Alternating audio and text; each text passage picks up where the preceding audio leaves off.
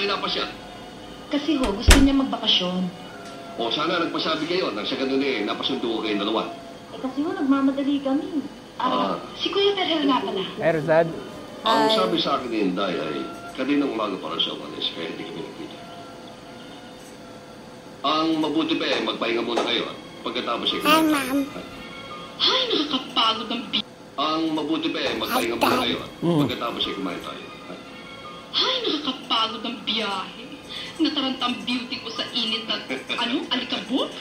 O sige na, makapagpa-beauty yan? Let's take a rest. Sige na. Baka naman nahulog sa'yo nung rinelate mo yung babae. Gigil na gigil ka kasi. Kaya hindi mo naramdaman. Baka naman kung saan mo lang nailagay sa bahay nyo.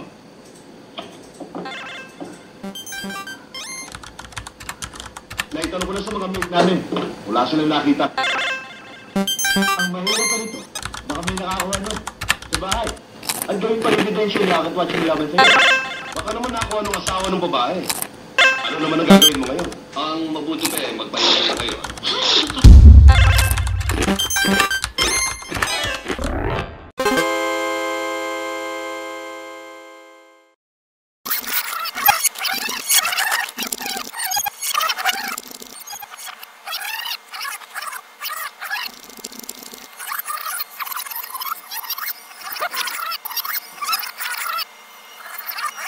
قد كفاني علم ربي من سؤالي واختياري فدعائي وابتهالي شاهد لي بافتقاري Rosad, Assalamualaikum.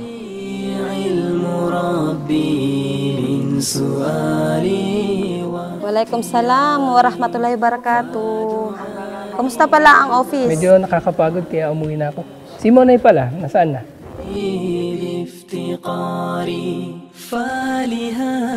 Kumusta ang pag-aaral mo? Siya nga pala, tumawag yung teacher niya, number 1 daw siya sa klase. Masyallah, ang galing ng anak ko.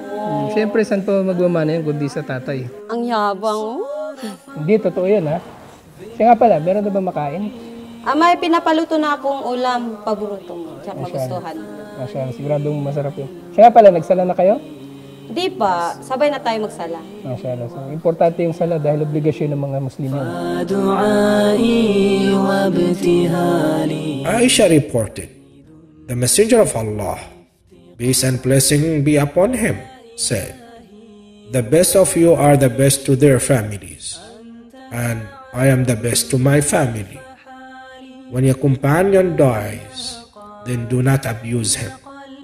Sunan at-Tirmidhi. واشتغالي فتداركني بلطف منك يا مولى الموالي